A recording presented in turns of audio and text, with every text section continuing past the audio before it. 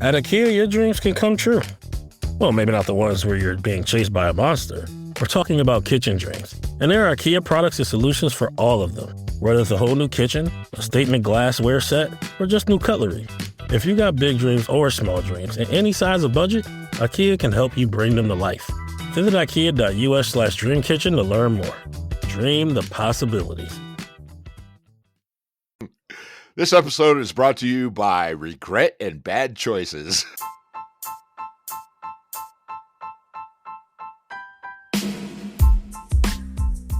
Are you ready? Starting now? Well, now you just messed it up, you nah. God, you know that the shit that we go through for this, huh? I know. Fuckers better appreciate it. When we started, we were just like, yeah, we're just going to do this, man. You know, shoot our wad into the wind and see what happens. What's the title of this podcast again? I don't know. I don't know. Something with a penis, I guess. Right. Our fucking faces are everywhere now. Right. You know, but You're welcome, ladies. Right. Popular with the ladies. Right. Oh, I'm not even going to apologize because hopefully it sounds fucking hilarious. Yeah, totally. This is fucking explicit now. The explicit button. Let me use my finger. La, la, la, la, la, la.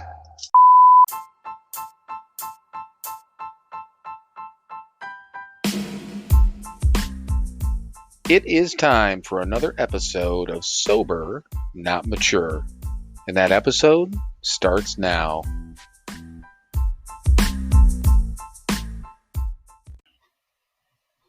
All right, everyone. Welcome once again to another episode of Sober, Not Mature. And Jeremy, first of all, I think both Mike and I are going to say a quick thank you because this is episode 200 and you're saving us from trying to figure out some stupid fucking shit to do, you know, to celebrate some milestone that we don't care about, you know? Right. So episode 200 is no different for us than episode 76 or whatever it is. So thank you for as things fell into line here for being on for episode 200. That doesn't mean a goddamn thing except for we don't have to do any extra work. So actually less work. All right, Mike? It's an honor. It's an honor. But yeah, so everyone, obviously we have a guest. We haven't had one in a couple of weeks, and we were joking last week that we were running out of things to talk about. So it's good to have a guest this week.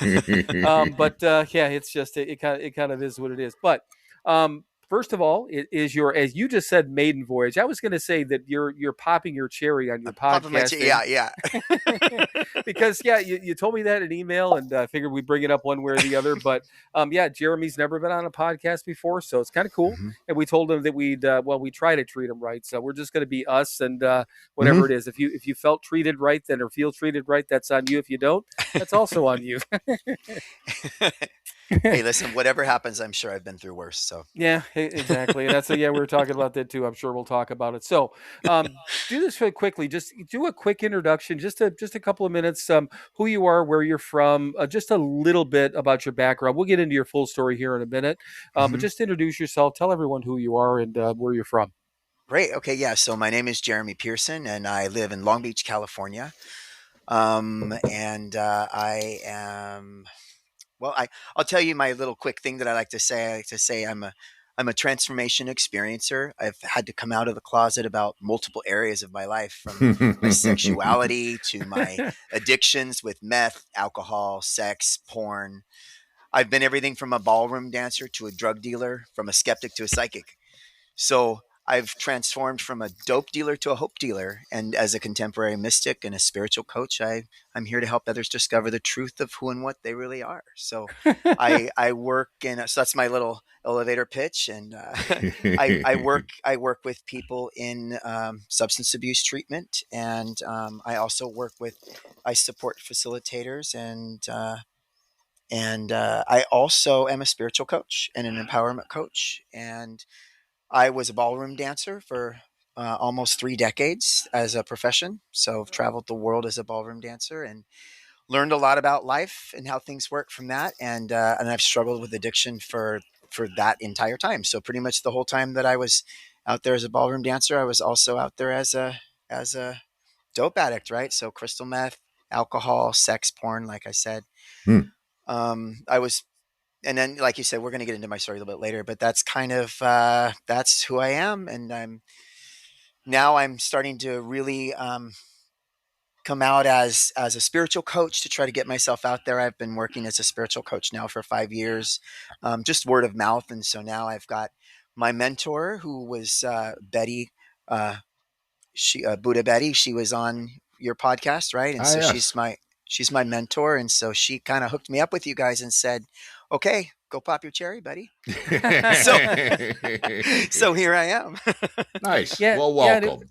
Yeah, exactly. And yeah, we had Betty on, and I had to look back. It was episode, if anyone's interested, which we had a good time with her, and she was with us for the first hour, so we did not have her for the entire time, but had a great conversation, with her. And I forget even how we ran. So you're going to spend more time with me than you did with her? I love that. Yes. Yeah, absolutely. Yeah, yeah, you can tell her that. Yeah. Apparently, she had more important things to do. Oh yeah. But yeah, speaking of that, I just saw on social media. I think she just got married, didn't she? Did you see that? Did. Yes. Yeah. Yes. Cool. Yeah, Yes. the dude that was yelling in the background that he had headphones when we were Yeah. when we did the episode. Yeah, apparently they got married. So congratulations to her. I hadn't had a chance to reach out to her. Yeah. But I mean, one way or the other, absolutely, we're going to get into your entire story. And just so you know, the biggest thing here is, and I know that you had your elevator pitch, and that's cool. You could just You've listened to us. We have a conversation. We just talked through this entire thing. And I mean, quite honestly, Mike and I talked about it recently over the last handful of episodes. It's one of the things we're kind of proud about. We end up getting different conversations with people because a lot of people make the rounds in these podcasts, even though you've only done one.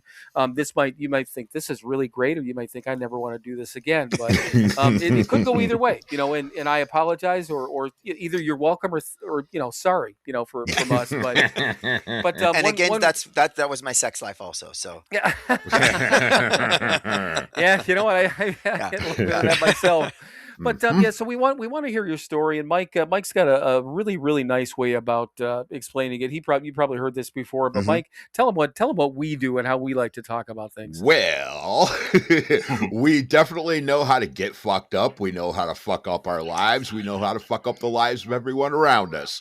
What we're interested in is the solution, how you stop doing that.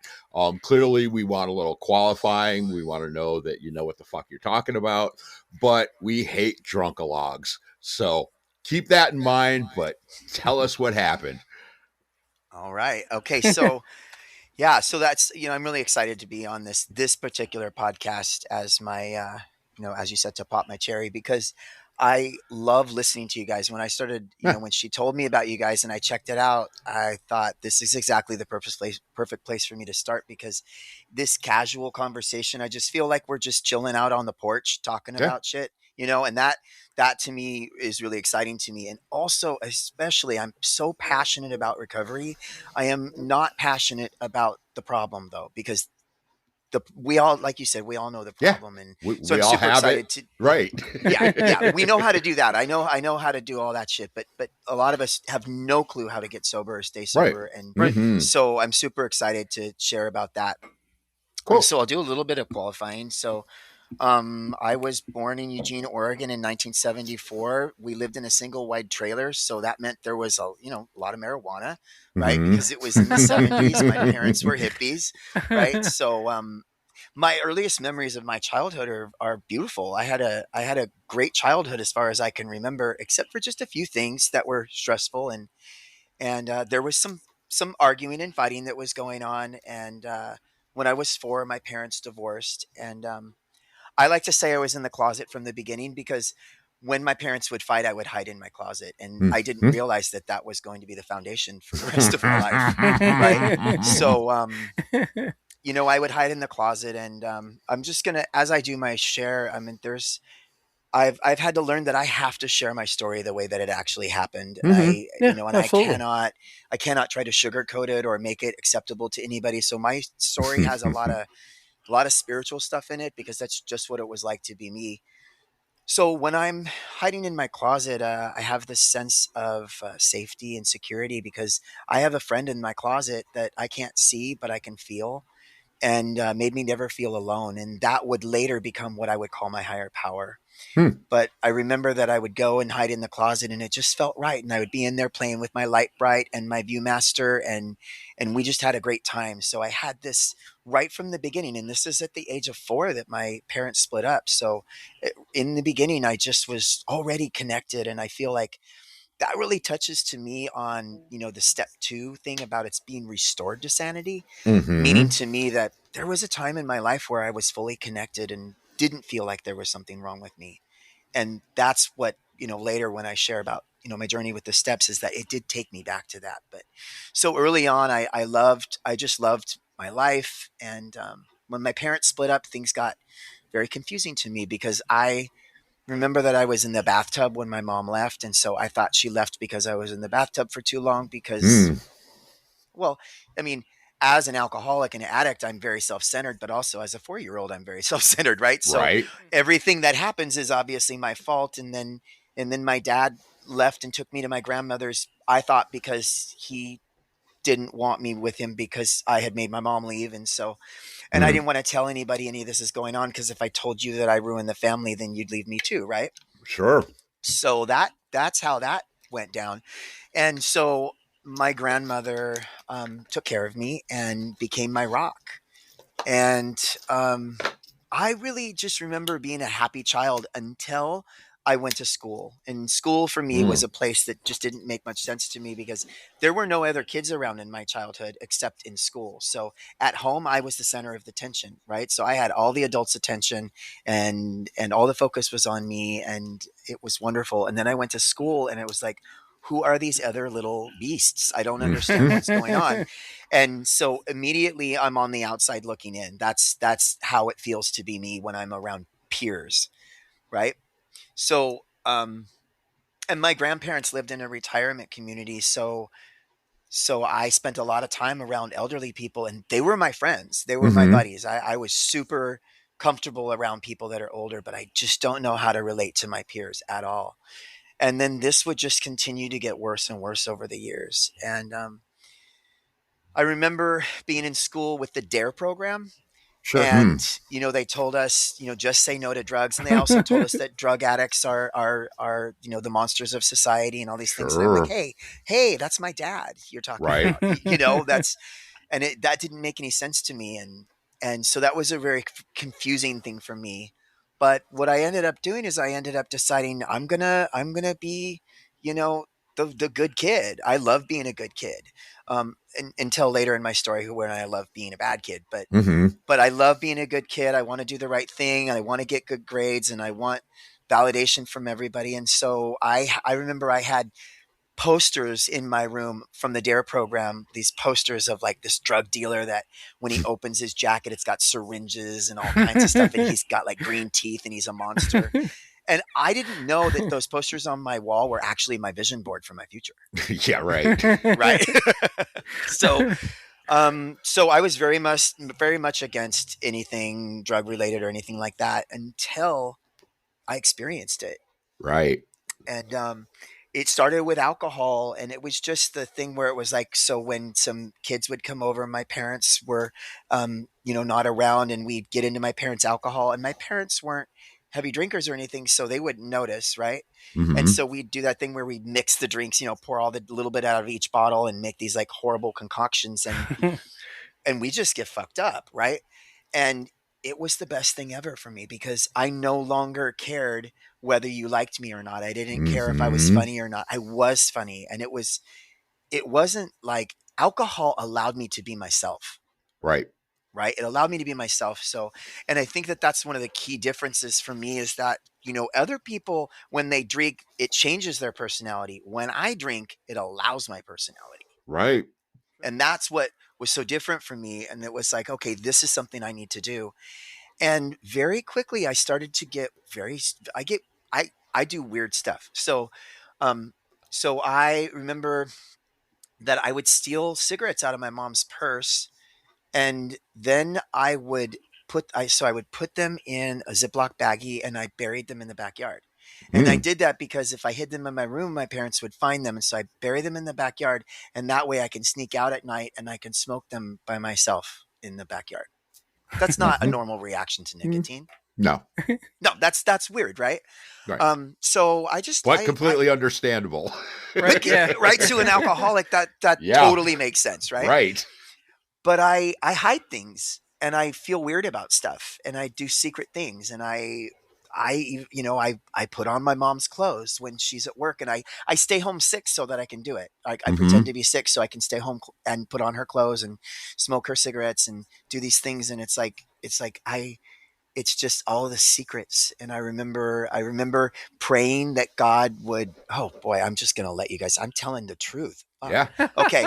I wasn't expecting any of this stuff to come up, but here we go. I don't control my share because it's not my business to do that. Right. Right. I believe that it's my higher power's job to let the words that need to be said, and the words that need to be heard. And that's, I don't know who's going to hear this, and it's for them. So whoever's hearing this, if this is meaning something to you, I love you. But so I would pray every night that God would turn me into a girl, and that when I would wake up, my name would be Jenny, and everybody would understand. And I didn't want to have to change my initials, so that's why I chose Jenny. And that makes no sense, but perfect sense. It's awesome, right? Because that's a lot of work. Well, yeah, because when you think about it, is how old were you at this time? I was like, this is like between the ages of, I'm saying like 6 to 11, like in that range. Right. But I mean, that's the thing, the reason I said makes no sense is because you wouldn't think a 6-year-old would care, but it makes perfect sense. You're like, yeah, I want to change my life, but I don't want to go through, I want to change my initials. I just think that's because then I have to that's learn awesome. my new initials. I already know who I am. Right. Right. And Jenny is who I am. So I pray for that. And this is the thing, is I wasn't, the miracle to me wouldn't be that I would become a girl. The miracle would be that everyone would understand. Right. That is all I wanted. I really didn't want to be a girl. And I know now that I'm so grateful that prayer wasn't answered, because like the Garth Brooks song, Thank God for Unanswered Prayers. I'm a male by heart and in every way. And I'm so grateful that didn't happen. But what I wanted was to be accepted. I wanted to be able to play the way I wanted to play. I wanted to be able to be effeminate. I wanted to be able to play with Barbies. I wanted to be able to, I loved Wonder Woman, and I wanted a Wonder Woman lunchbox, but and it's not that my parents wouldn't let me have them. It's that the kids at school wouldn't let me. Right. I just a shout out to how wonderful my parents are. So my dad, when I was a kid, used to, when I would get out of the shower and I would wrap up in the towel, he would ask me, do you want it on like a Superman cape, or do you want it on like a dress? And so he would give me the choice if I wanted to be Cinderella or that, and I told my dad about that recently, and he doesn't even remember doing it. And I said, that's how normal it was to you, Dad. Right. But the fact that I remember it is how meaningful it is to me. Right. So, but at school, that's not what it's like. Right. Yeah, so right. I had to pretend I liked, the A-Team and G.I. Joe and I mean, I liked He-Man, but that's a whole different reason. But so, at school, I remember when it was in 3rd grade where things started to get really strange for me. And I remember when people would say, are you a faggot? Are you a this and that? And I didn't know what it meant, but I knew that what they were saying, the answer should be no. I knew that I needed to say no, whatever that is, I'm not that. Right. And because I didn't know what they were talking about, I thought, well, whatever I'm doing is making them ask that question. So I better just not do anything that I normally do. So now I have to, in 3rd grade, try to take on a persona that doesn't exist. Like, that's just like be someone completely different. And I can't, and I'm failing at it. Right. I remember how terrified I was to ever go into the boys' bathroom, because I didn't want to be alone with boys, because I didn't know if they were going to start doing that thing again and saying those things again. And I didn't know what was going on. So it was a very, very confusing time, and it never got better. Right. So that was the beginning of it. And it only got worse as I learned what they were talking about. So, alcohol really solved that problem for me. Yeah. Right. And so I would take alcohol with me in the morning to choir, because I had choir in the morning, and we all did. We were all drinking in there, but there was a reason for that, because it loosens up your vocal cords. Right. So, I found those people. I found my people. It was the drama kids, because not only are they doing drugs and drinking alcohol, but they also are completely lost and confused about who they are, and they're very accepting. And so I found my people. We're the ones that ditch school. Yep. We're the ones that smoke out by the bike lockers, like all of that kind of stuff. And so those were the kids that I found my way with. And also I would find the ones that had parents that would let us smoke and drink at their house. And, this was in the late 80s and early 90s. So, latchkey kids, all that kind of stuff. And so I ended up not graduating on time, right? Of course, because my last year of school, I remember that my stepdad, they got this computer notification that got sent home, and it was like they fucked everything up with computers when they started sending all that shit out. You know what I mean? Because because before that you could just lie, but then they had this whole system that was like they could fact check whatever. But so my stepdad said, you've missed more days than you've attended. And I remember just thinking, fuck, how am I? So this is where I start like learning to like really lie about everything, right? And then this is also where I remember my first Playgirl magazine. I cased the place out for weeks, right? So there was this liquor store, and I would go in there and just like, look at like Popular Mechanics and all that kind of stuff, and just figuring out how am I going to get. And then finally, after several weeks, I stuck it inside of the Playgirl magazine inside of another magazine. And then I, took it up and I bought it. And that guy knew exactly what I did, but he was so kind about it. And he put it in put it all in a bag, let me steal the one magazine and only pay for the other one. And that magazine was my best friend for years. 4 years. Guys went steady. Yeah, absolutely. And there was a phone number in the back, and I would call the phone lines, and this is where my sexual addiction started.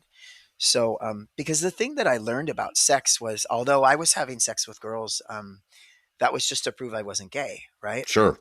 And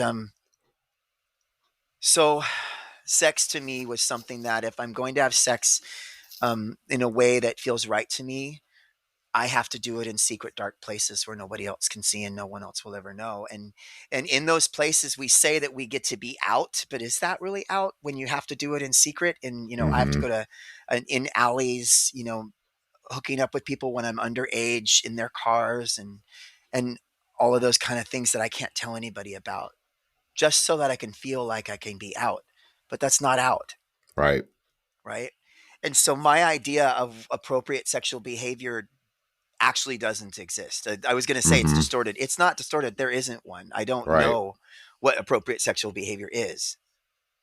And so, when I'm in my early 20s, again, alcohol and drugs is the only way that I can cope with all of this, because I finally come out of the closet with my family. And that was a rough start. That was really painful. I remember my mother being in a lot of pain. And so I moved out the day that I came out. And to me, my story was that I got kicked out. And, when we tell our story years later after doing the steps, it's very different than the way we used to tell it. Right. My story was that they kicked me out, and, and that's the reason I was gone for all those years. But that's not what happened. But, so I moved out. And then I had a place of my own, which was full throttle insanity immediately. Right. I'm the only one in my friends group that has their own place. And so I'm prostitution to pay my bills, because I have a phone bill that's like $700 a month. And this is in the 90s, Right. which is like thousands of dollars now. Right. So, and that's because I'm running up this insane phone bill. And so I have to do things that are illegal in order to pay for my phone bill. And so I'm just like totally spiraling out of control. And then someone introduced me to crystal meth, and I was like, it was absolutely the best thing that I thought I'd ever experienced in my life. Crystal meth. I remember the first time that I did crystal meth. First of all my clothes fit that night. I mean, it was like instantly I was a god. Right. And I remember sitting by myself and just writing, and I wrote a novel. I have no clue what I wrote, but I became an author. Right. I was a philosopher. If I could have sold you anything. And like I said, and I've always had a problem with my body, and I didn't anymore. That first night, The Yep. body issues completely went away. So whatever alcohol did for me, crystal meth did it times 1,000. Mm-hmm. Right. And we know that scientifically because of the amount of dopamine that it releases. Right. So Right. we know that it is a significant difference. And so, yeah. So things got really out of control. Then the Right. sexual addiction like really kicked in because Well, now yeah. I'm just having sex with anything that'll hold. Yeah. Well, no, it doesn't even need to hold still, just anything at No, all. no, no. Yeah, Right. right. And I'm having a great time. Right. I loved it. I loved my life during that period of time until, legal issues started to happen. Right. Mm-hmm. So, and it's always something stupid like, like a tail light out or something like that. Sure. And I end up, and, I'm trying to manage this new career that I have at that point in time as a ballroom dancer on crystal meth. So that's cute. But during this time, really, it made me very creative and motivated. So it was working. Right. And, until it didn't. Mm-hmm. And that tends to be the story for a lot of us. Right, that's the same all story, of right? us. Yeah, it was fun until it wasn't. It worked Yeah. until it didn't.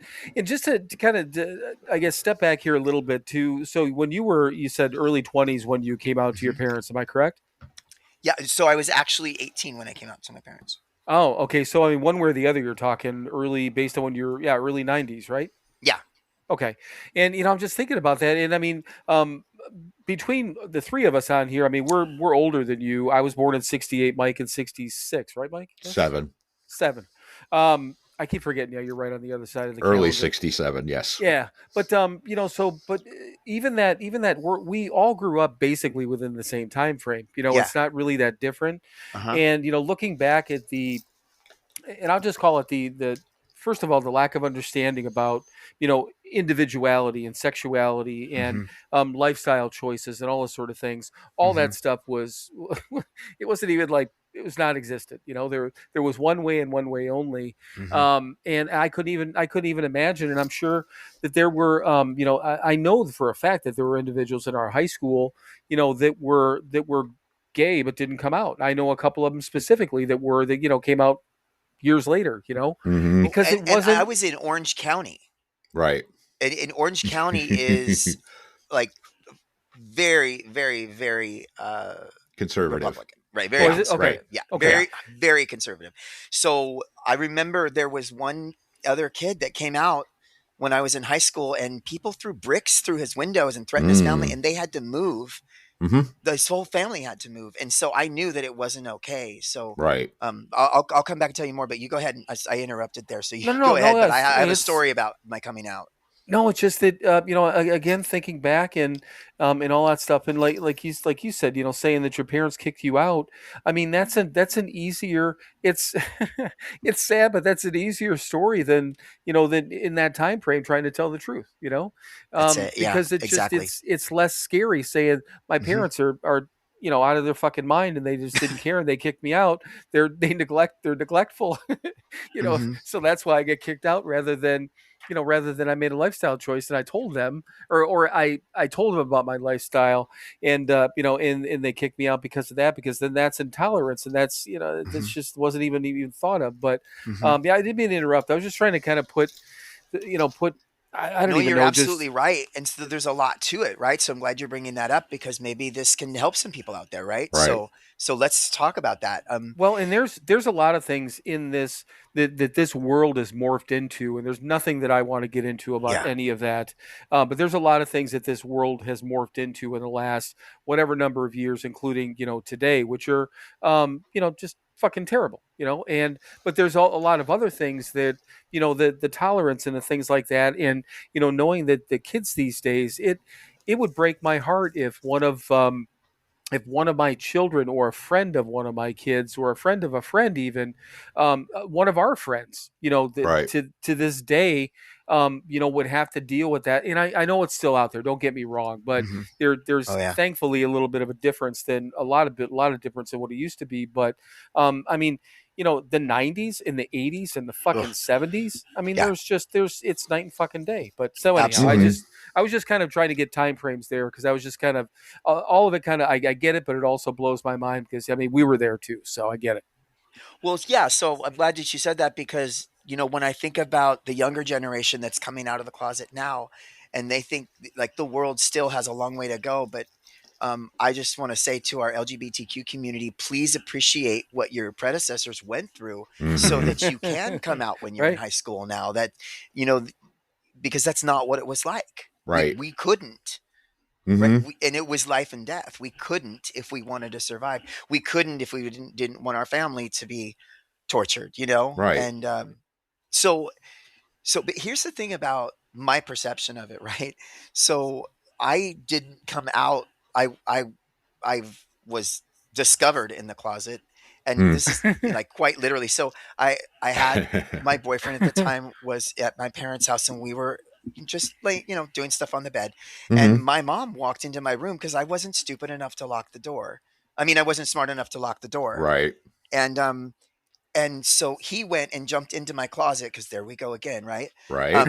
So, you, anyways, so that's how that went down. And here's what happened. So my stepdad talked to me, and he said, "So my brother is younger than me, 8 years younger than me, and my Mhm. stepdad said I can't have that going on in my house Mhm. because of your brother. Right. What I heard is." You can't be gay in this house. Right. What he meant is you can't be having sex with people Mhm. because your brother could walk in. Right. That's what he meant. Sure. But I'm telling you that for 40 years, I thought or not 40, for 30 years, I Mhm. thought he meant you can't be gay in this house. That is Right. not what he meant. Mhm. And it wasn't until I did my step work and my sponsor said, wait a minute, what exactly did he say? Right. And I told him what he said, and my sponsor was, I don't even remember if it was my sponsor that said it, but somebody said, Mhm. you know what? It may have been my higher power that said, but this awareness came over me. It's like, wait a minute. And I thought about what I actually know about my stepdad, Mhm. and I knew immediately what he actually meant. Right. Right. And Yeah. it was like, oh shit. I've built Uh-huh. this entire life built on the idea that I'm someone who was basically an orphan. I've been kicked out. I don't have any family. Right. And it wasn't true. Sure. Yeah, well, I And mean so, that's a lot of what we do to ourselves. We create Mhm. these problems so we can justify our drinking and using. yeah. Yeah. Right. Yeah. And I Yeah. remember my mom curled up in the fetal position sobbing, and I thought it was because she hated me, and it was because she was crying because of what I was going to have to go through. Right. Mm-hmm. But that's not how I see it, because you remember I ruined my family because I'm in the bathtub for too long. Right. Right. That's right. Uh-huh. Right. So Yeah.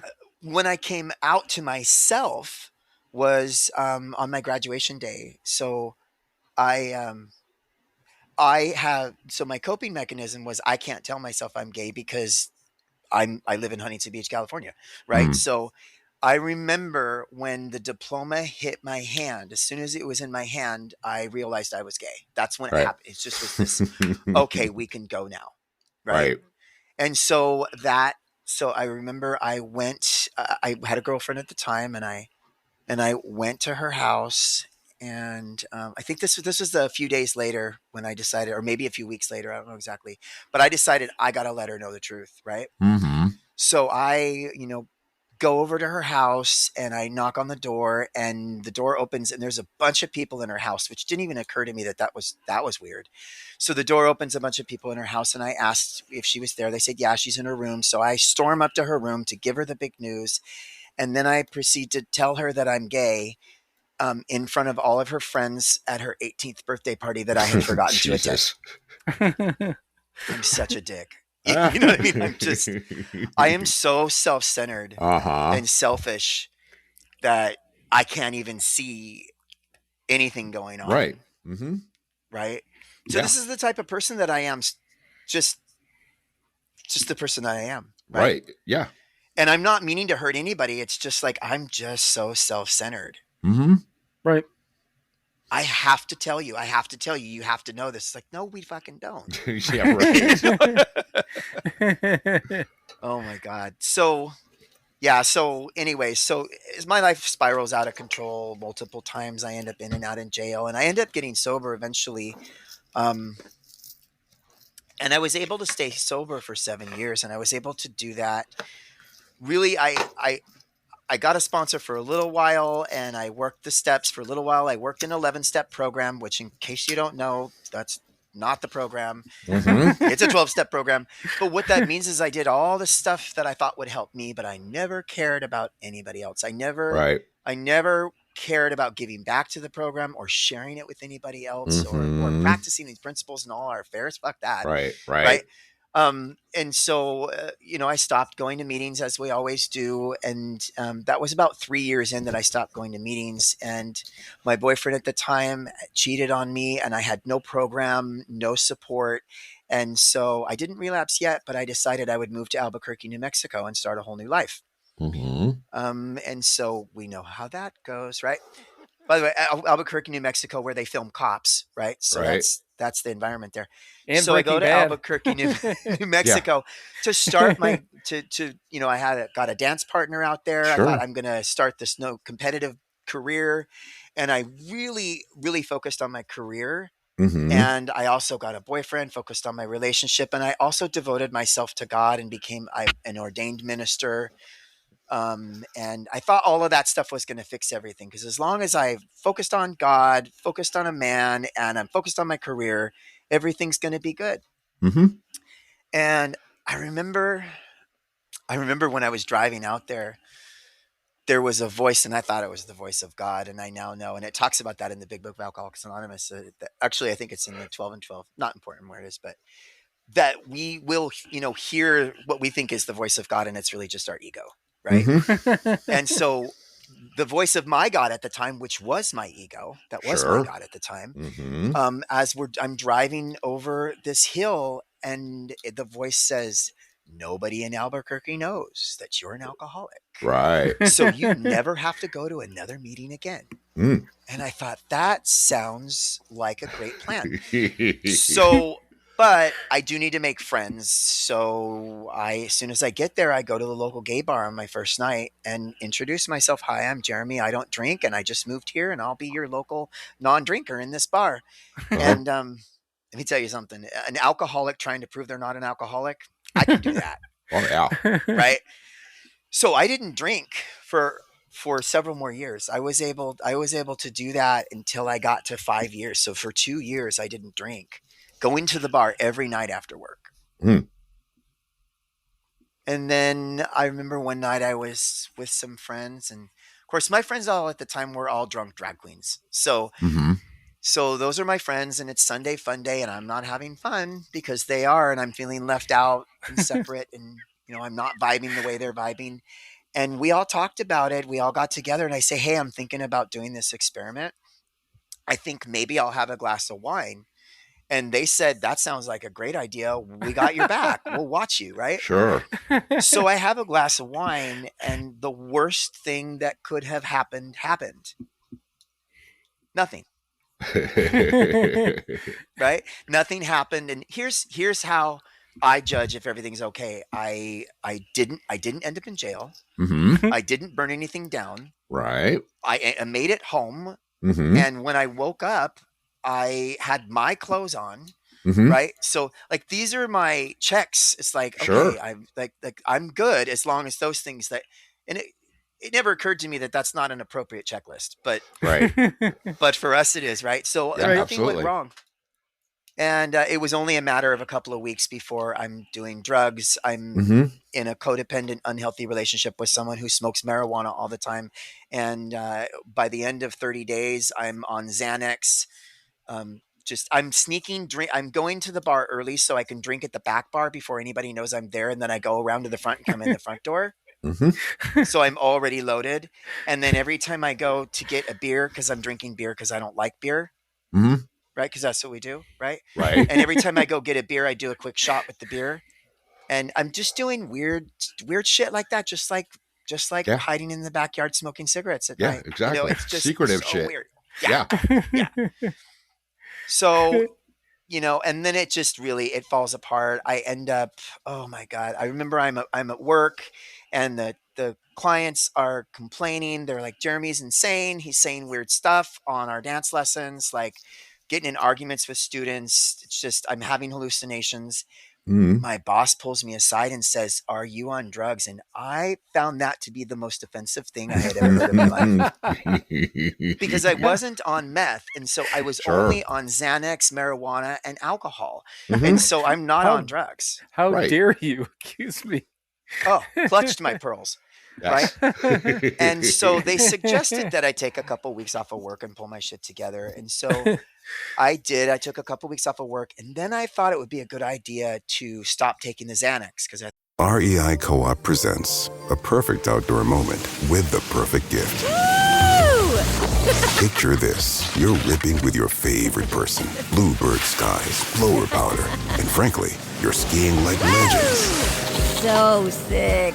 Another lap? Thanks to REI's curation, from lid to sticks, you nailed the gift. No way. How'd you know? Does it get more perfect than that? Give without guessing. Shop in store or visit rei.com. thought that was the problem. And anybody out there taking Xanax right now, do not do that.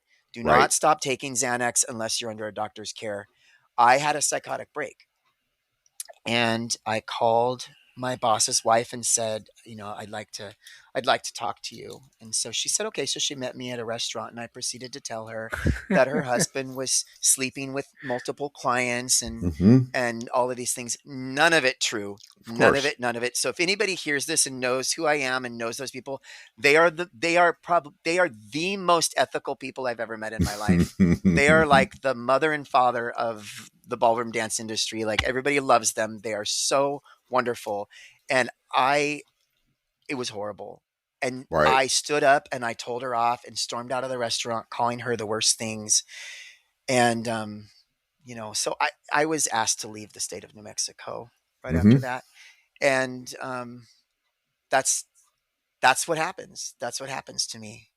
Right. And so that was a 6-year relapse. And in that relapse, I become a drug dealer. I start, in quotes, teaching independently, which means I can't keep a steady job at a studio. So I become an independent teacher, so I can really just sell drugs and do drugs all day. And like a couple of hours a week, try to see if I can schlep myself to a dance lesson. And I can't even do that because I'm still showing up late for that. Right.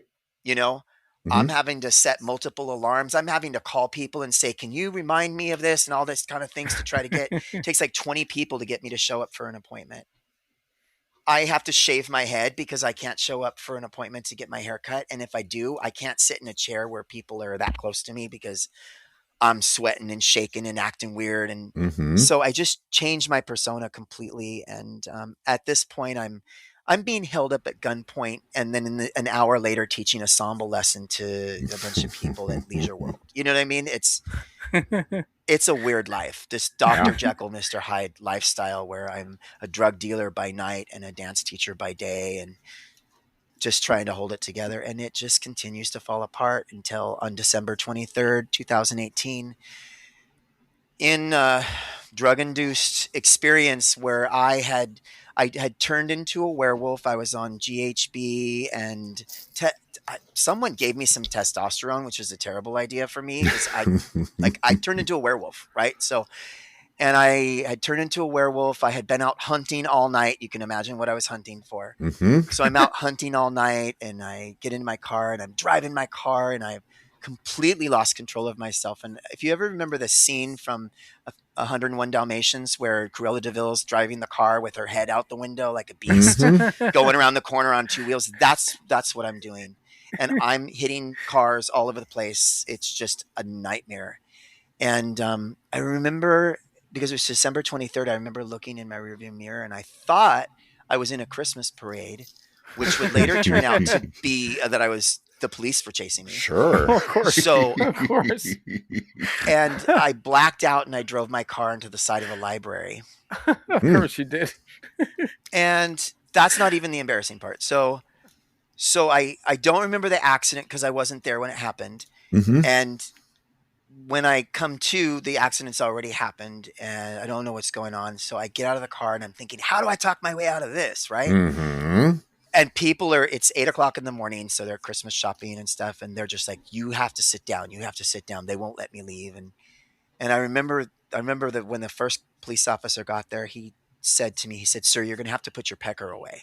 So I'm standing there exposing myself to everybody. And I don't know. It got worse from there. There was a lot of things that happened, but I remember sitting down on the curb, and I'd been arrested so many times, and this was different. I sat down on the curb, and I just remember feeling like the universe turned into this big bowling ball and just rolled over me in slow motion and flattened me out. I just exhaled all good ideas that I had. There was nothing left. I just remember feeling so defeated. Thank God, because that saved my life. And I remember thinking, I'm not gonna make any excuses. I'm just gonna see what happens. And I was supposed to be on an airplane that morning to go see my family. By the way, I believe that all alcoholics are allergic to holidays and allergic to airports because I can't do it. Right. So I remember when the police officer asked me, what was going on, I told him everything.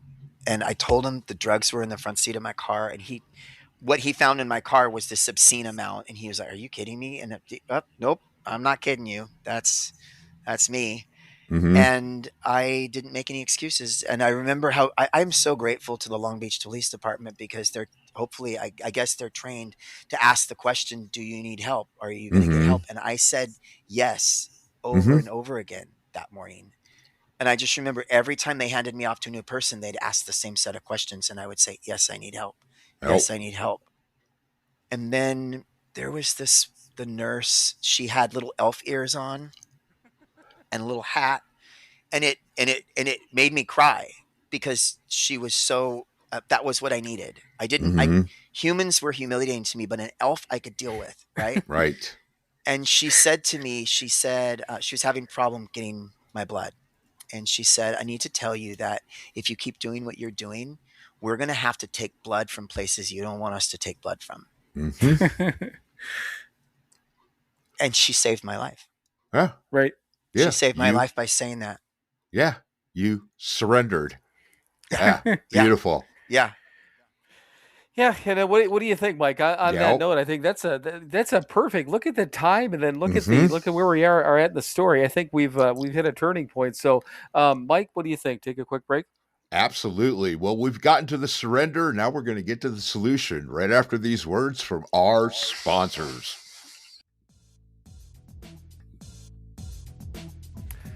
Hey, Mike, I have a question for you. All right. I may have an answer for you. So if you're one of our fine listeners and you wanted to know a little bit more about the podcast, more than just listening to us ramble, where would you go as a listener? What do you think you'd do? I believe you would go to SoberNotMature.com. Ding. Ding. Okay, good. Now, next question is, what if you've been, I don't know, seeing us on social media, you've seen our t-shirts, you've seen some of the pictures we posted, and the person's like, you know what, I want to be cool like those guys and get a t-shirt or a coffee mug. Where would they go for that? I know this is a tougher question, but where would they go for that one? They would go to SoberNotMature.com. They could do that. Yes, you're right. Because once you're on SoberNotMature.com, they can hit the store link and go to our second website, which is SoberNotMatureShop.com. See, I was going to say store. I'd have screwed it up. You know what? The thing of it is you got it right the first time. Everything people want is at, go ahead with the first website, SoberNotMature.com. And if you mess around on there, you're going to see everything we have. Obviously, we have our merchandise. See a little bit about us, a little bit about our background. We posted some other things on there, but I don't know. You can even sign up for our email list. And here's the good thing. We barely email anyone ever, so you're not going to get spammed. Oh, no, absolutely not. That would be like effort on our part, and that's not going to happen. Right. I have never used our mailing list yet. I may at some point, but that would take structure and discipline, which I don't think either one of us have, do we? I know I don't. All right. So just to wrap up here, to visit our main website and get to everything that is us, where would they go, Mike? SoberNotMature.com. Visit that today, right? Right. Okay, I think we're done. Are you done? I'm done. Bye. Bye.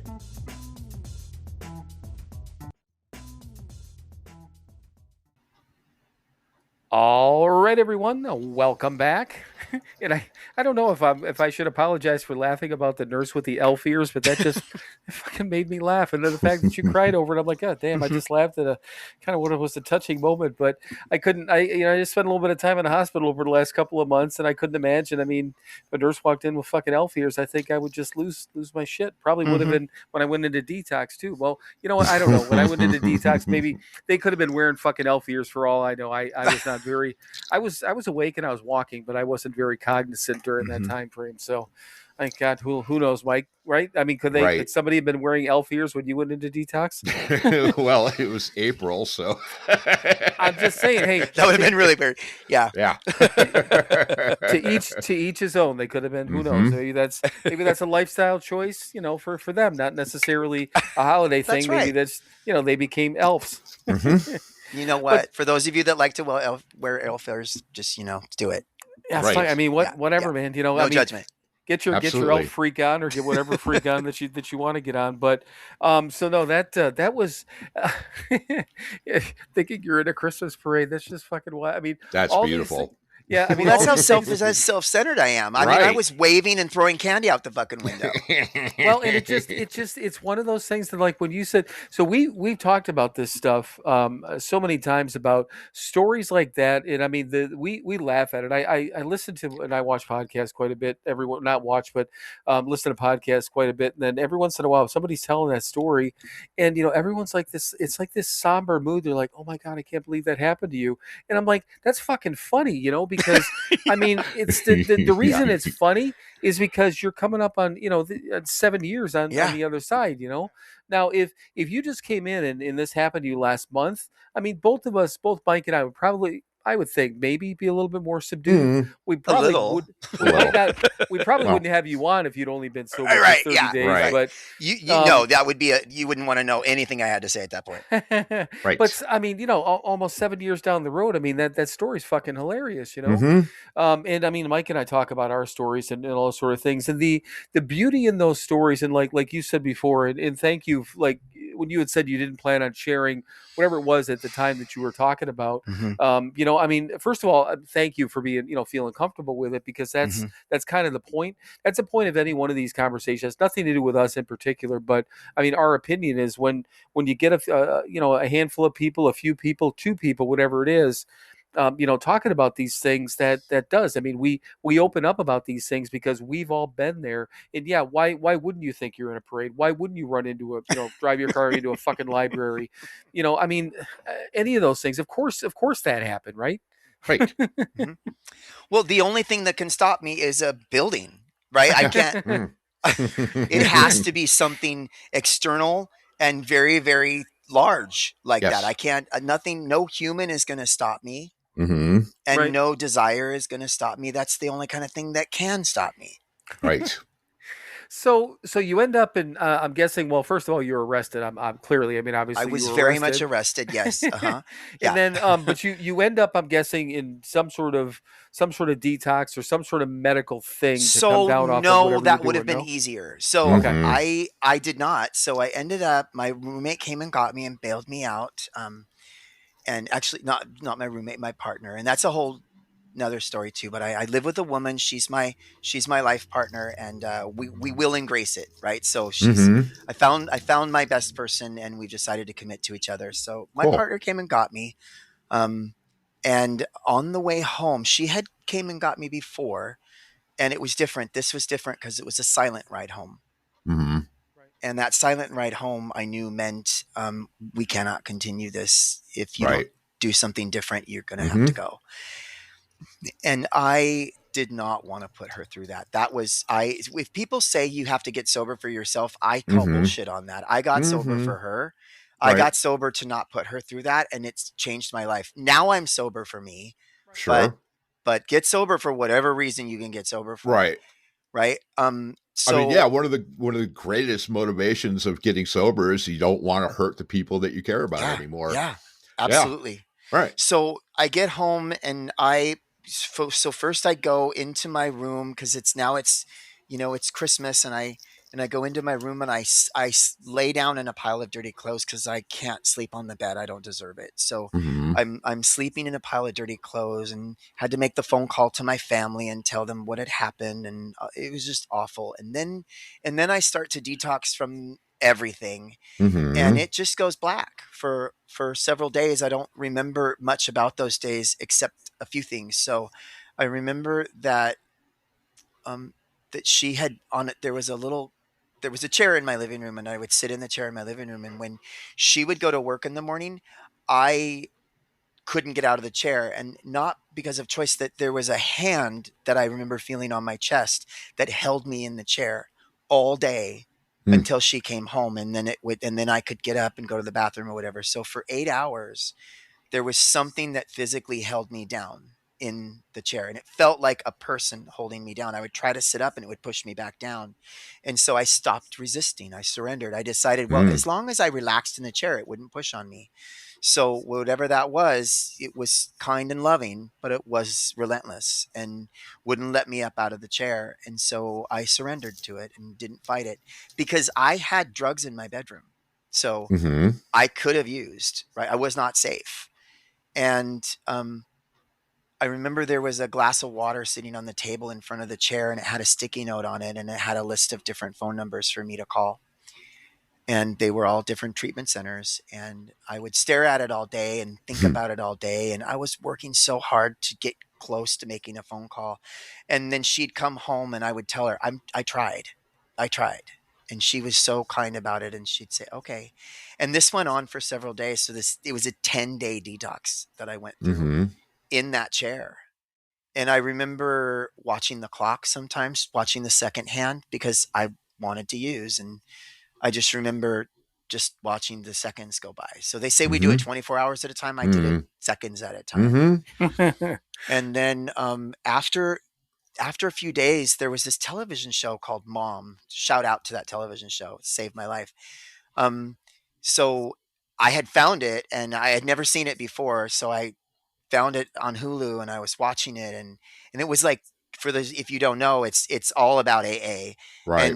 And so I was binge watching it. So I was craving sobriety, craving AA, but I didn't realize it. And I was watching it, and I was binge watching it, and I would fade to black. And then when my eyes would open, they'd be in a meeting. I'd fade to black, my eyes would open, they'd be at fellowship. I'd fade to black, my eyes would open, somebody be relapsing. And I was immersing myself in recovery already. And I say see, again, self-centered. I didn't do that. My higher power was immersing me in recovery already. And and after 10 days, I remember one night I turned to my roommate and I said, I need to go to a meeting right now. And she got on her phone so fast and found a meeting, and she found a meeting, and it was like, it's going to be at 8 o'clock. And I said, at 6 o'clock, that'll never work. I'm going to change my mind in the next 20 minutes. So we have to get me to a meeting right now. So we found one at 7, and she drove me down there. And I remember it was at the LGBTQ center. And so I went in and I told her, I said, you're going to have to stay parked outside, because in just a minute, I'm going to come running out this door. Right. So keep the car running. So I'm already telling on myself, right? So there's something changing in me already. I'm not allowing myself to not get into recovery at this point. Again, listen to me. Bullshit. My higher power is making me honest, right? None of that was my will. That was all against my will. I remember when I said I need to go to a meeting, I remember thinking, who the fuck said that? Because I knew that AA doesn't work. Right. Of course. It does not work. I have evidence that it doesn't work. And it wasn't one of the options. Right. That was never going to do that. I was just trying to figure out. And I was honestly thinking, like, maybe I'll get sober for a little while and then I'll relapse again, and I'll do that 2 or 3 more times and then I'll die. Because that's a long enough life, because I'm already in my 40s at that point. So I'm thinking that's cool. Because I'll make it maybe to 60 or something like that. I'll just do a few more rounds and we'll be cool. So that was my plan, right? So against my will, I go to a meeting, and at my first meeting, at the end of the meeting, against my will, my arm went up, raised itself, and they called on me, and I said, I need a sponsor and a commitment. I'm not leaving here without both of those. And I didn't pick my sponsor, because I will pick for all the wrong reasons. I'll find course. someone who I think is attracted to me that I can manipulate, or someone who's just going to be really easygoing, or someone who looks like they're really popular or something like that. Right. So the group of guys got together, and I'm not sure if they were trying to decide who was going to get to take me or who was going to have to take me, but some straws were being drawn for sure. Have to. Right? Yeah, have to. I'm pretty sure. Yeah. But in my head, I'm like, they're trying to figure out who gets to take me. Right. Of course. Yeah. No, they're like, okay, not me. Oh, you know, not me. Well, one of us has got to fucking do it. Right. So they gave me the literature commitment, and then they told me that I'm going out to fellowship with them that night, and I was like, no, I don't want to. And they were like, that's what we're doing. So get in the car. Yeah. And they took me out to ice cream, and it was the most horrible experience of my life. Like sitting there listening to people laugh and talk. You know what? I did it. I just sat there, and I didn't have any money, and they bought me ice cream, and I ate it, and I was so miserable and feeling awful. And then they drove me home, and they said, well, call us all tomorrow. Oh. And they gave me their phone numbers. And so I remember going into my apartment, and she was asleep, and I ran into her room, and I said, I did it. I'm going to be okay. I'm going to be okay. And I remember just saying, I got a sponsor, I got a commitment, and I went to fellowship, and I got phone numbers. I'm going to be okay. And I started going to meetings every day. Oh. And I did everything I was told to do. And I can tell you to this day, I have done everything I've been told to do. I am not curious at all to see what happens if I figure out another way. Right? I don't want to know. I already know. So when someone in the program makes a suggestion that isn't going to kill me or kill someone else, I'll fucking do it. I don't argue about it. It doesn't mean I like doing it or want to do it, but I do it. Yep. And I've done everything, and I can say that my sponsor is going to hear this, and he'll come. I've done everything I've been told to do with no questions asked, because, like I said, out loud. Yeah. Lots of questions asked inwardly, right? Like, who the fuck do they think they are? Why the fuck? Like, it doesn't matter. It doesn't matter because they're staying sober, right? So yeah. Second part of the first step, man. The only step we have to do perfectly. My life's fucking unmanageable. I've said it on here a million times, right? Yeah, we're working on 16 years. My life is unmanageable. Amazing. I do not manage my own life. Still to this day. If I manage my own life, I'm going to fuck it up and I'm going to die. And I'm going to take a bunch of people down with me. Yeah. Well, and I think a lot of people don't understand step one, right? So it's like, from my understanding, step one, it's not that I'm powerless over alcohol after I take a drink. I'm powerless over it long before I ever take a drink. Right? Yep. I can't not do it. I can't not do my inappropriate sexual behavior. I cannot not watch porn. I cannot not do crystal meth, and I cannot not drink alcohol. So those are all things that I don't know how to not do. Right. And I am not even going to try to not do them. I just need to hang out with all of you people, and you help me. Yeah. Right. Because I don't have any other plans. I don't have any other solution other than I can't figure this thing out. Right.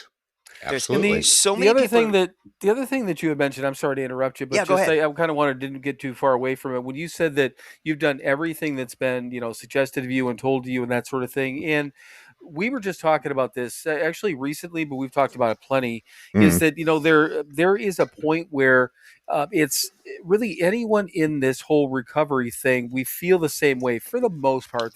You end up with there's been some dickheads, and that all of us know in sobriety, and I'm not going to listen to those motherfuckers, but ones that I know better. But again, 99% of the people that are in recovery, and maybe even some people that have a little bit less time than us or a little bit more time, whatever the case may be, I know that people are out there.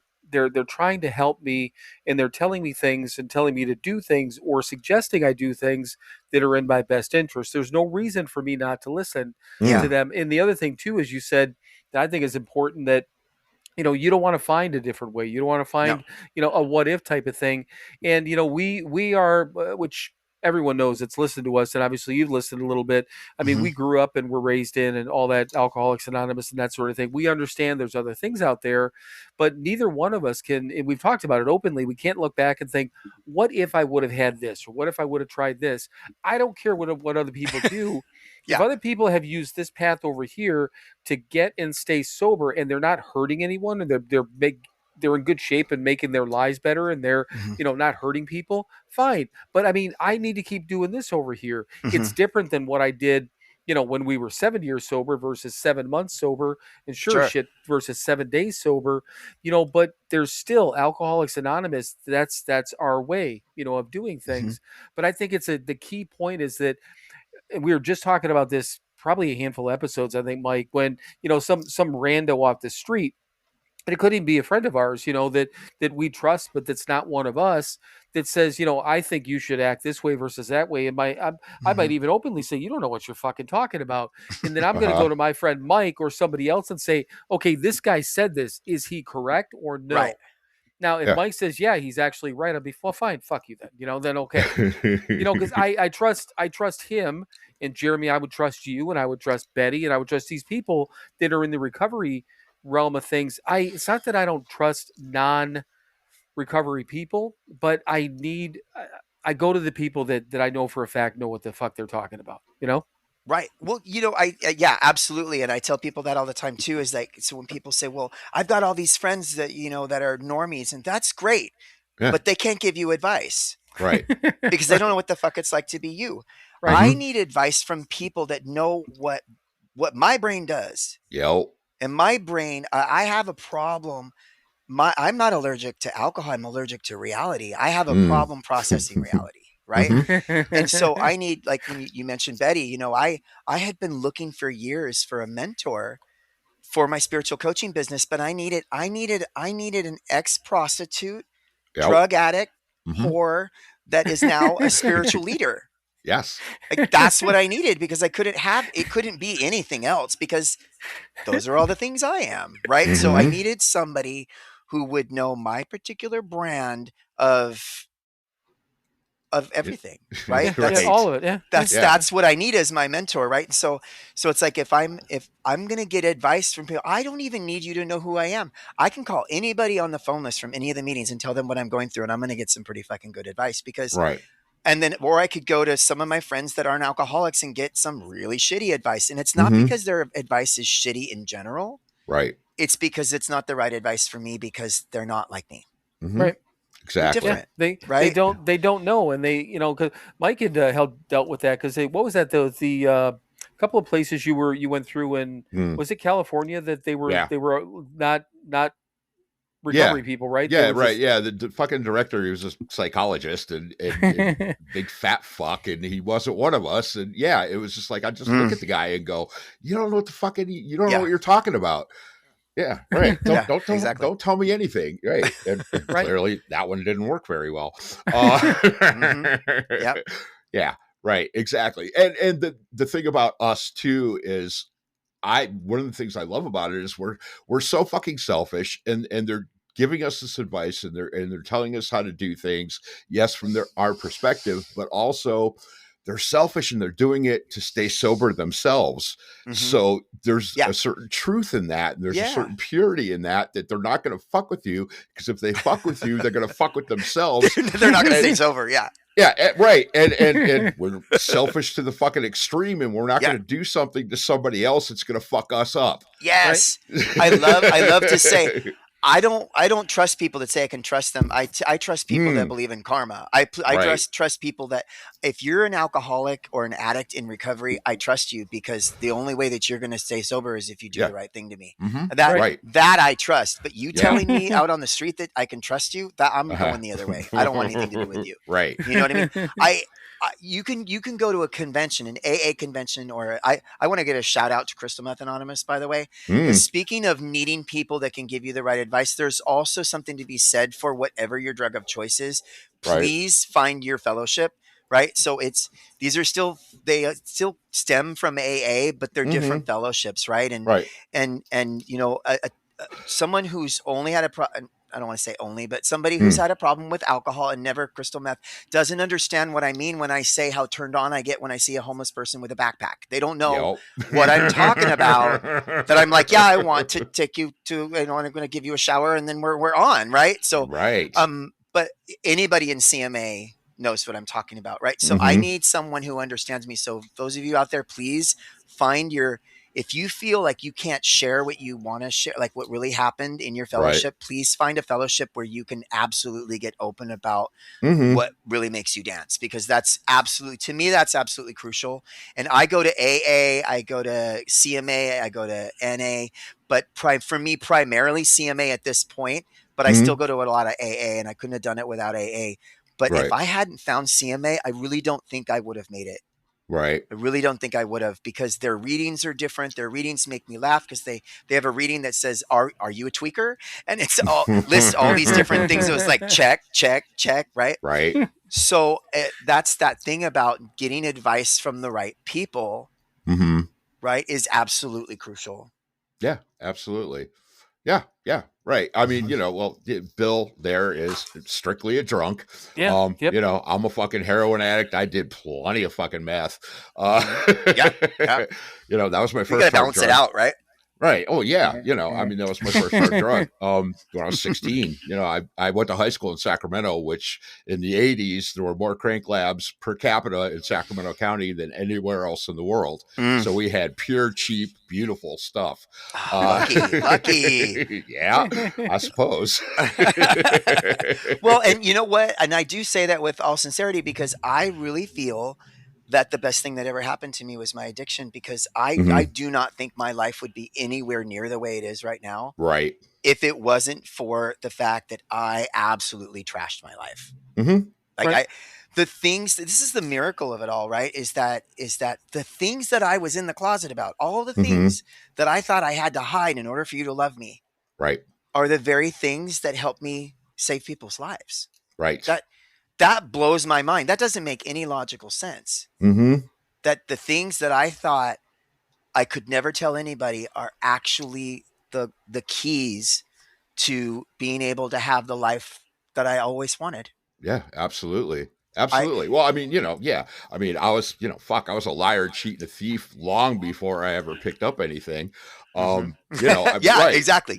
Yeah, exactly. I was a fucked up person. If I hadn't gotten completely fucked up and then found the solution to being all that fucked up, I wouldn't be, this reasonably happy, reasonably comfortable person that I am today. Yeah, absolutely. Right. I'd still be a fucking liar, cheat, a thief, and all fucked up in my head. And and hiding things and not being honest and not being my true self. Right. Well, so isn't it great that to me that's the thing about how this works, is that it's such a beautiful way that it all works, is because my bar is so fucking low. Like, it takes nothing to make me feel grateful. You know what I mean? Yeah. Right. Nothing. Because of everything I've been through, I'm just like, oh, I woke up. I'm not in jail. You know what I mean? Like, I'm not bleeding. I didn't kill anybody. This is a fucking great start. Absolutely. This is going really, really well. My worst day, it's super easy for me to be grateful. And it's so important that we continue to do things like what we're doing right now, where we tell our stories so I can remember to keep the bar low. Yeah. Right. Yeah, well, absolutely. That's one of the things that we talk about. The number one, the worth of everything we went through, all the shit that we went through, and it does, to your point, Jeremy. It has worth, and we talk about that all the time. That whether we had to, or maybe we did, maybe like you said, you had to go through everything you did to be the person you are today. Who would you be, without all that? And again, I can look back and think that, well, did I have to? Well, it doesn't even matter anymore, because yes, once I stepped into it, once it happened, whatever the case is what it is. And all the shit that I went through, like Mike just said, relatively comfortable, relatively happy. But I'll tell you what, my bar on happiness, first of all, we talk about that all the time. It's happiness is a byproduct of the way that we live our lives and the things that we do, and then happiness happens. But the things that I can do for relatively no money, no time, and no effort, that actually bring me a little bit of joy. I mean, yes, I dip back and forth into this. I'm like a a gutter dweller in my head sometimes. So I literally had to pull myself out, and it's like gutter dweller and down in the dumps is my default. And I figured that out on here over the last 3.5 years since we've been doing, almost 4 years now since we've been doing this shit, is that, I'm this guy way down here. So I need to keep moving and need to keep my brain up. And I wonder, well, sometimes I'm like, why am I in a good mood? And I question being in a good mood, which is ridiculous. Whereas if I'm in a bad mood, I'm like, well, of course I'm in a bad fucking mood. It's just the way that I am. But the other thing too, to go back to what you were talking about, is we ran when we were at we got sober in Cleveland at the Keating Center, and at the time there was probably there was a handful of guys there that would just booze, right, Mike? I think at that time. But I mean, there weren't that many. There were like 50 guys in there, and a couple, a handful of guys maybe that were just straight up booze, and then the rest were just this fucking smorgasbord and this mixing pot of whatever they were. There. Yeah, exactly. I mean, Mike's done everything and a lot of it, Yep. and a lot of our friends, the term dual addicted never even came into play. Dual, really? No, there's more than that. Just addicted. Yeah. Yeah. There's everything addicted. But the thing of it is that, what we knew and what I know today is that if I could walk anyone through the basics, the steps, and the philosophies of Alcoholics Anonymous and recovery. I don't care where you came from, what you did, who you are, but sooner or later that person's going to have to be able to sit down, and talk about some of the more specific things as they. I hate the term, but drill down a little bit more, into this. This is what what really, like you. I love the fact you just said makes you dance. That made me laugh. You got to talk about what either makes or made you dance. I fucking love that. So I have no issue with that, and I know my limits. I'm not going to try to, I guess, quote unquote, counsel a guy, that did crystal meth. Where the closest I've ever gotten to crystal meth is watching Breaking Bad. I know.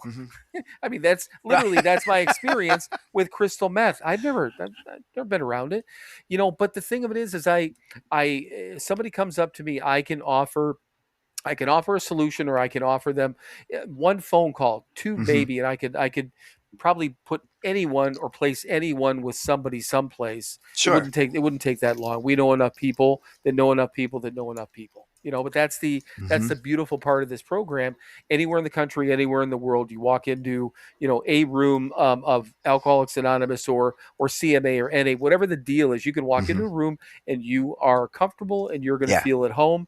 Even if all those people don't look like, or you don't walk into a meeting of your peers, whatever your peers are, you're going to be at home. And that's fucking wonderful.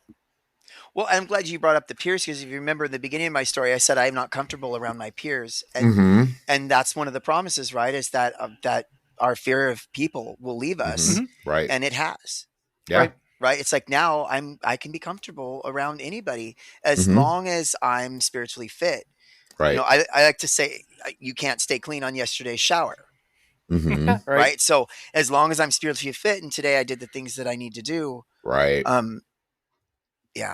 Yeah, right. It's just it's amazing to me that I can walk into a room, and I used to walk into a room and you were all my enemy, and I was going to try to figure out how to convince you that you weren't. And now I walk into a room and I legitimately am thinking you're friends I haven't met yet, and I'm legitimately curious. It says we will also lose interest in selfish things and gain interest in our fellows. I'm walking into the room and I'm curious about you. What a fucking difference that is. Right. My God. Yeah. so much better. Right. And right. And the cool thing is, I mean, so I find out about you and I go, you suck. And I can walk away from you and not be concerned. Absolutely. Yeah. Right. But I don't have the prejudgment. I do want to find out, and then I find out, and either yes, you're a very cool person, or no, you're a piece of garbage. And then I can choose. Oh, I have choices today. Oh, yeah. Whether I want to be around you or not. That's a beautiful thing. And as a consequence of that, I don't have a bunch of shitty people around me anymore. Right. Or at least they're not shitty to me. Yeah, right. But yeah, that's one of the things I wrote down. I have this list of things to get ready for the podcast. I wrote down all the stuff I do, but one of the things that I wrote down, because I got to make sure that I'm the perfect alcoholic addict, right? So, but one of the things that I wrote down is stimulating and meaningful relationships. Mm-hmm. Right? I am not. There are a lot of people that will hear this podcast and they'll go, "Oh, I hope I'm in that group." I've got a lot of people that would say that I'm their friend, but that doesn't mean that that's really what I would say about them. There's a lot of people that I really like, Mm-hmm. right? That I get along with, but I have a core group of people that I call my Yeah. posse, right? Right. Oh, sure. And Oh, my yeah. posse, those are the ones that in the middle of the night, when you say we got to go, they grab a shovel, get on the horse, and we go. Mm-hmm. You know what I mean? It's I don't need very many of those. Right. Right? Right. But stimulating and meaningful relationships, the ones I will put a lot of energy into. I used to put a lot of energy into totally unstimulating and unmeaningful relationships, especially if you didn't like me, you had all my Right. attention, right? Right. I can be in a room full of 100 people that just think I'm a rock star, and there's one person that isn't into me, and they've got all my focus Yup. and attention. Right. Yup. Yeah. But I'm learning to change that now, and I'm Yeah. learning to just put my energy and attention into the relationships that really, first of all, I can't be the healthiest person in my group of friends. I'm fucked if I am. Right. Right. So I Yeah. surround myself with people that make me want to do better, Mm-hmm. that make me want to be the best version of myself, but also people that when I'm not the best version of myself, they make me see that I'm being hard on myself. Right. Mm-hmm. Right. So it's that balance of both. And so just learning, and it takes years to do that. It takes Yes, it years to does. develop that community. Yeah. And so one of the things I tell people that I work with in treatment is you have to start working on that immediately. And they drag their feet and take their time. It's like I tell them, make your 3 phone calls a day. And they're like, well, how about 1 phone call a day? How about 3? Mm-hmm. Is it 3? Right. And it's because they don't understand that you don't have time to waste. It's going to take you Right. years Mm-hmm. to build your posse, and you need them now, and you have no time to waste. Right. Right. And it just it happens naturally. So I have to go out and have relationships with people that don't work. I have to make friends, and then they'll relapse, and then they won't turn out to be my friend, and they'll betray me, and I'll betray them, and all that. I have to figure out how to do all that. Mm-hmm. Well, and the other thing I was just thinking about when you said it takes time, and I was thinking of the same thing is that, and I know for a fact that both Mike and I have gotten better at our, and I'll call it our judgment of people. You know, to begin with, we were just blinded by and just wide eyed and wanting everyone, because we fucked over so many goddamn people. You just want everyone to be your friend. You Yeah. think everyone's your friend, and the more you get into this thing, and the longer you're around, and the more you get to see people's true colors, and then your blinders come off, and then you get to see that it's not just people that are good, bad, or indifferent, but who, and you said it, I like the way you said that, as being interested and curious, like walk into a room. And I was just thinking about like podcast guests. Oh, by the way, Mike, I just ran across, I was skimming through Instagram before we got on here. And little Dickie is, he was on a podcast episode with one of somebody we know, a person we had on our podcast. So Okay. side note, Jeremy, we don't allow everyone on here, and I say allow because we make the goddamn decisions. And just because Betty referred you, now that's a leg up. Don't get me wrong. Right. But if something would have felt weird, in the interactions back and forth, we wouldn't have talked to you, because there's 2 things that we look at. Number one, does the person have interest? Do we think that they'd be interested in what we have to offer, which we care a little bit less about that, but it makes the conversation a little bit more engaging. But also, do they line up with who we are as individuals and who we want to put out to people who are important to us, and those are the people who listen to us. And there's just some people we just don't feel a fit, and there's nothing wrong with that. And we're not saying there's anything wrong with the individual, but we want to make sure that it's going to be, and we've talked to people that we aren't looking for the person's they've got brown hair, they got blue eyes, they're less than 6 feet tall, that we're not looking for a pattern. We're looking for somebody that will interest us. And we've ended up, I think, Mike, with a really wide range of people that we talked to. And some that we probably never would have. There's no way in the world we would have just chose out of a crowd thinking, "Damn, let's talk to that person." They 9 times out of 10 come to us. But the key there is the curiosity and having decent judgment. Because here's the other thing: is that I'm not saying that I've never had a bad relationship or never had a bad interaction with somebody, because And I wouldn't have have. believed you if you did. So Right. But the key here is we've been really fortunate. We've had no bad guests Mm-hmm. yet. There's two people that we ended up basically saying that, okay, we're done with you. One was this little dicky guy. This guy, he's this, as Mike called him, like this big swinging dick. Mhm. Because literally we thought that having this guy on, he was kind of a big deal and was around and on TV shows and all this different shit, would be good for our podcast. But he kept canceling, and finally we're like, you know what? Fuck you. That's right. Yeah. Without telling them fuck you, because after the third time they canceled, we're like, yeah, tell them that we're not interested. Have a great day. And then this other one was this person strung us along. We were supposed to be one of the original guests or podcasts that this individual went on, if you remember that, Mike. The whole book thing. Right. And then it was putting off, and there were legitimate things, and finally it's just, you know what, fuck this dude, and here's the funny part. This just occurred to me. Probably the two of the biggest people that we would have had that we thought were going to be big people and Right. really good for us turned out to be the fuck nuts of the whole thing. Yeah. Yeah. And then we get some random dude that had, was kind of a big name. We had who Chris Farley is, right, Jeremy? Yeah, of course. We had his brother Tom on.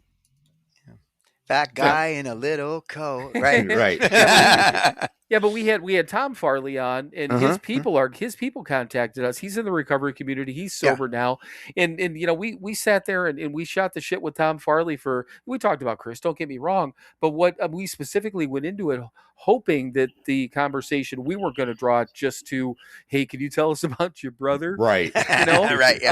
Yeah. We wanted to talk about him, and then he talked about that, how when he started telling stories, he stopped telling Chris's story and started telling his own, and that's when he got a better feedback from people. Yeah. And then Chris was kind of mingled in, which is how the episode was. It was fucking wonderful. But I mean, I guess my whole point with all this stuff is that I like the fact that I can trust myself now, for the most part, when it comes to my choices in relationships and with choices with people that I let into my life.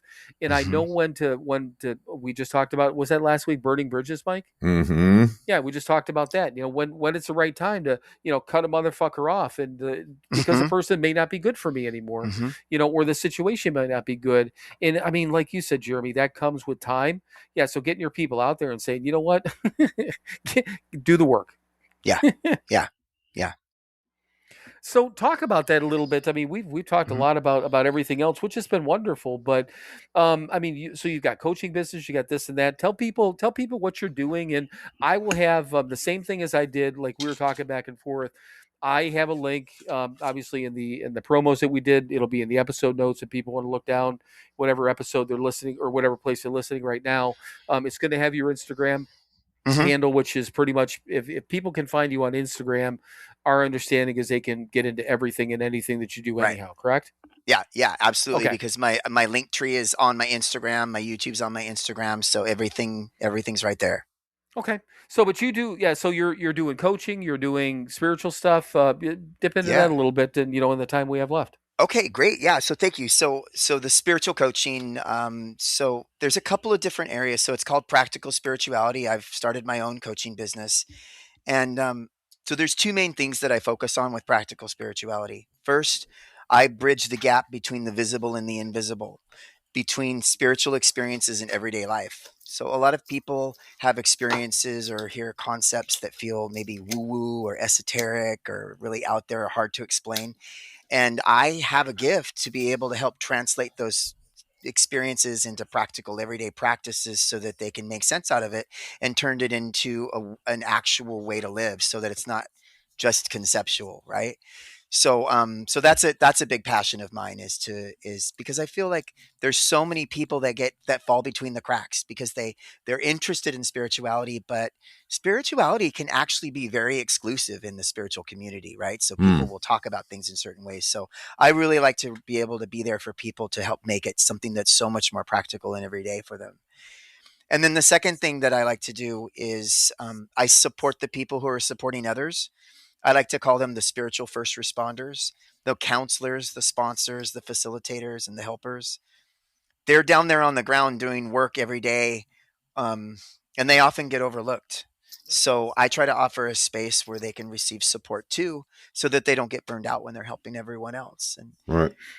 so those are kind of the two branches of my spiritual coaching business, is to, work with the people that want to learn how to have these spiritual experiences, but in an everyday practical way.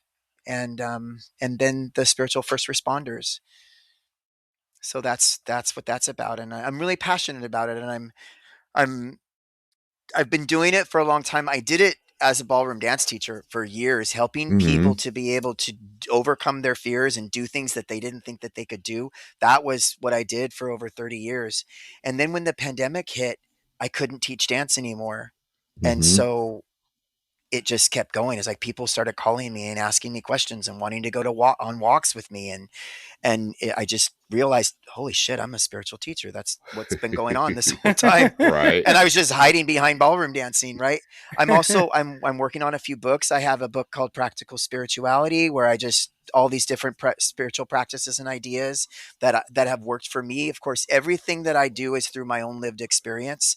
I never, just like we're taught in the program. Right. So I share what works for me. And if you don't like it, there's lots of other people. And if you do like it, I can walk you through it. And my goal really is to help connect a person to their own story. So you mentioned, stories, telling your story. And I feel like living your story, like we say, a God of my own understanding, it's also a life of my own understanding, a story of my own understanding. And so many of us are trying to live other people's stories. Right. Right. So like you said, with Chris Farley's brother and how he found that he got better results by telling his story. And so, a lot of times when people come to me, they don't know how to do that yet. And so I work with a lot of people that are in recovery.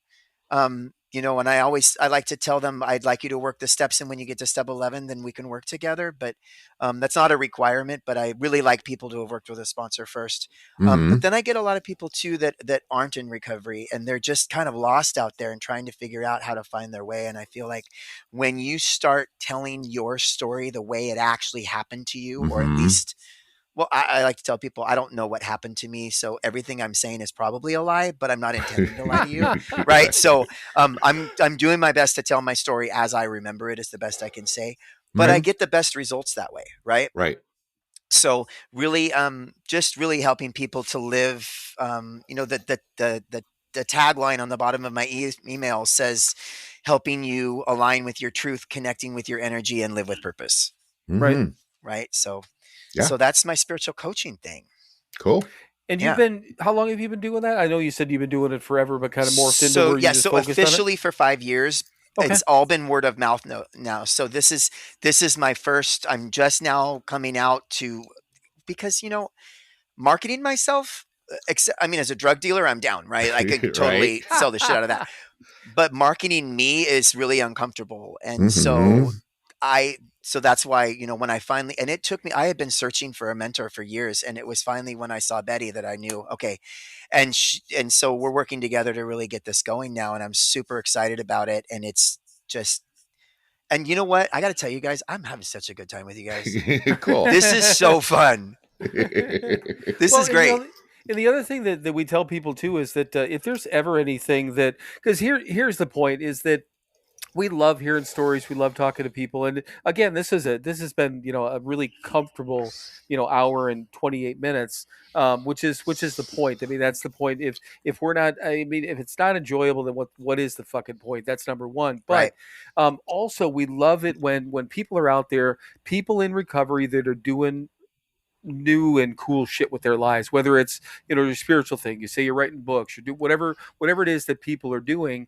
We always kind of tease about it. It's like, okay, take the time, come on here, tell your stuff, but whore your shit out too. You're fine doing that. And then, but on top of that too, that when you complete a book, or when you want some more help, if you want, we've had people that we've told people, hey, if you want to put together like a 30-second recorded ad or something like that, we'll throw it in the middle of something on our podcast. Yeah, great. It doesn't fucking matter, because here's the thing, maybe maybe nobody will listen to it, maybe some people will, but even if a couple people do here or there, like you said, this word of mouth thing is really what social media can be. And believe me, we did a lot of work on social media, spent a lot of money for a year trying to market some shit that quite honestly didn't really work really well. But you just never know who you're trying to hit. And then we've got this Instagram audience and then a podcast audience that is literally almost mirrored, flipped between male and female. This is male centric on here. Our Instagram is female centric, and it's 60-40, but flips around on Instagram versus here, which I don't fucking understand.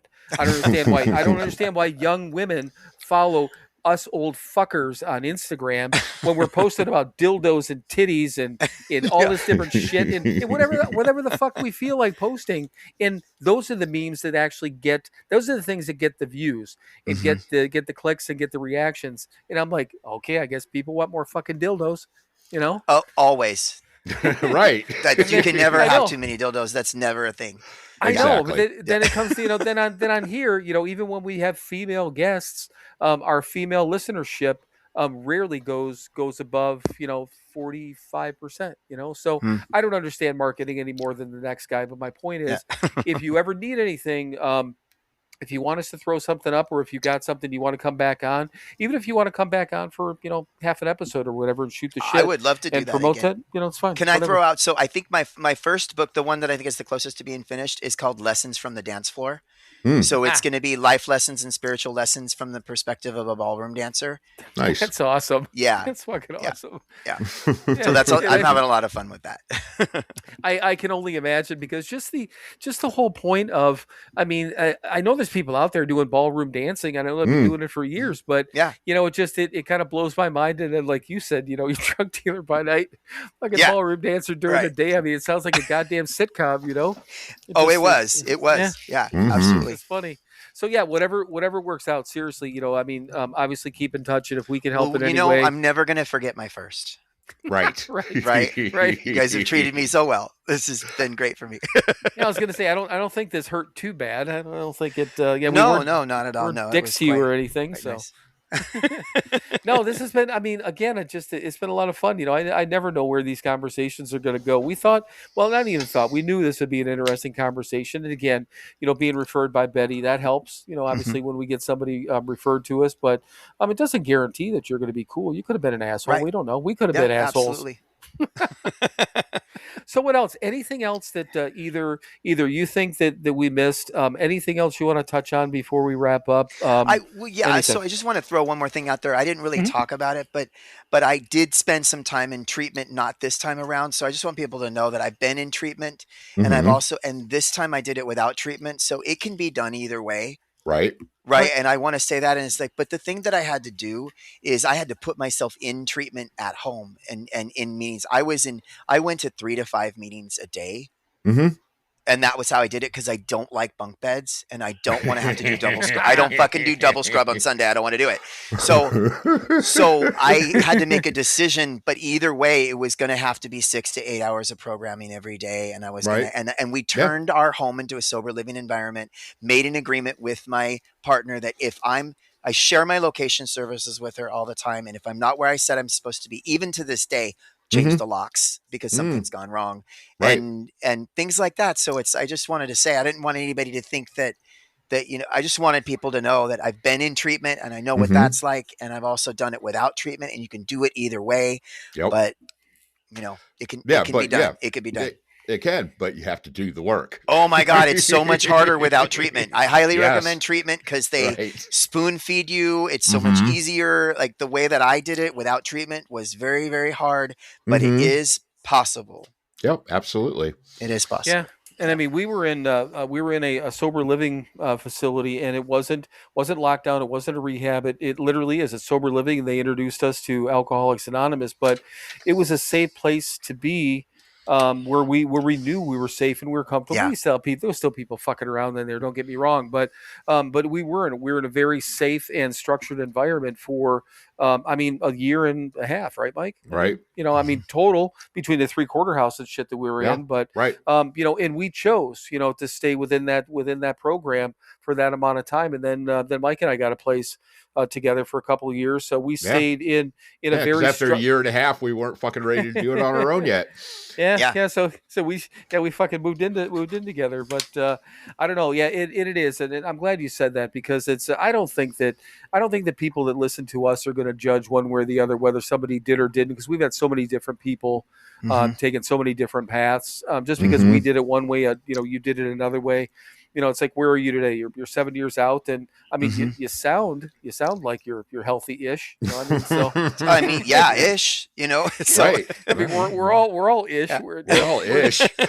We're shooting around at we're shooting up at shooting up. Wow, shooting around at 16 years, and we're still ish. Yeah. I'm always going to be ish, and like I said, I can't stay clean on yesterday's shower. So that my sponsor says that service is the secret sauce, and I completely agree with that. Absolutely. So things like this, it's like my life now is absolutely. I'm a service pig. So that's it. I'm of service constantly. It's what I do for work. It's what I do for my passion, and whenever it's like this thing has taken on a life of its own. I remember when somebody said to me a while back, it was one of my sponsee brothers, or we actually call each other sponsee sisters, but and he said, Jeremy, your recovery is going to be bigger than you are someday, and it is now, and it's taken on a life of its own. So I feel like when you really devote yourself to service, and to me that's what step 3 was. Step 3 was the decision that I will give my life to service to others, and it takes on a life of its own, and all I have to do is show up and say yes, and I really sound healthy because I'm being of service right now. That's why I sound healthy, because the moment that I'm doing this for any other reason, you'll be able to hear the difference. You know what I mean? Yeah.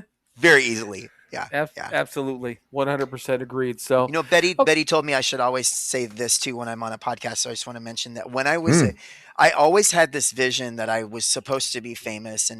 And I remember that I used to, at 3:00 every day, I would watch the Ellen DeGeneres show, and I would cry because I was a drug dealer and I was watching it, and I just felt like I should be on the Ellen show because I'm that type of person. But she would frown on that, right? So they don't bring drug dealers on, and I felt like I had totally missed my purpose in life, and I had surrendered to the fact that I was never going to be the person I thought I should be. And as I sit here right now, I feel like you're my Ellen. You know what I mean? So this is the life I thought I was going to live. It doesn't look the way I thought it was going to look. Right. But I'm sitting here at my table, and I'm on a microphone talking to all of you, and not knowing who's going to hear it, and being of service, and it's because someone saw something in me and they said, hey, you want this guy on the show? And that is the vision that I had for myself. And now because I fucked everything up, I'm getting to live the life I always wanted. So I just want to say thank you for making my dreams come true. Yeah, well, and that goes back to you've got some worth, and then we're all doing. That's why we do this. That's why we do this podcast. We do it because if we didn't have fun, we wouldn't do it. But we did it for ourselves. But we realized that it's part of our recovery. It's part of our program, and it's service to other people. It's an opportunity for us to give a little bit of this shit away every week. So it's good stuff. Yeah. All right. So it's Mike's turn. If you've ever listened to the end, you know what's coming. But you and I, Jeremy, get to quiet down for a couple of minutes here while Mike kind of runs us out. Okay. All right. Well, thank you everyone for listening to yet another episode of Sober Not Mature. Thank you, Jeremy, for coming on. It was very cool. I had a great time. And as always, kids, be good to each other, be kind to each other, go out and do something nice for somebody else this week, and don't tell anybody you did it. Now, from the bottom of my heart to the depths of my soul, from the beginning of time until the ends of the earth, always and eternally, fuck you. Now it's that time, kids. It's time for you to fuck off. Then keep fucking off. Keep fucking off till you get to a gate with a sign on it saying, you cannot fuck off past here. Climb over that gate, dream the impossible dream, and keep fucking off forever. Again, one of my favorite parts. I know it's one of Mike's. He always says because it's that means we're done, right, Mike? I'm done. All right. So no, seriously, Jeremy, thank you very much. Obviously, as Mike said, I mean, we both had a great time, and same deal. Hang out for a couple minutes. Don't hang up. Don't disconnect. Don't do anything like that yet. But seriously, thank you for taking the time with us, Mike. I love you, brother. Yes, love you too. And I know we will talk soon. We shall. All right. Goodbye, everyone. All right. Thanks, guys. It's been an honor. Thanks. Bye. Bye. And now it is time for you to fuck off. Then keep fucking off. Keep fucking off until you get to a gate with a sign on it saying you cannot fuck off past here. Climb over that gate, dream the impossible dream, and keep fucking off forever.